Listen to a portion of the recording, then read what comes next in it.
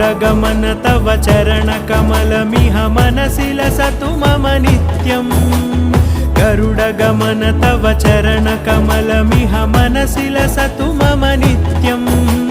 मनसि लसतु मम नित्यं मम तापमपाकुरु देवा मम पापमपाकुरु देवा मम तापमपाकुरु देवा मम पापमपाकुरु देवा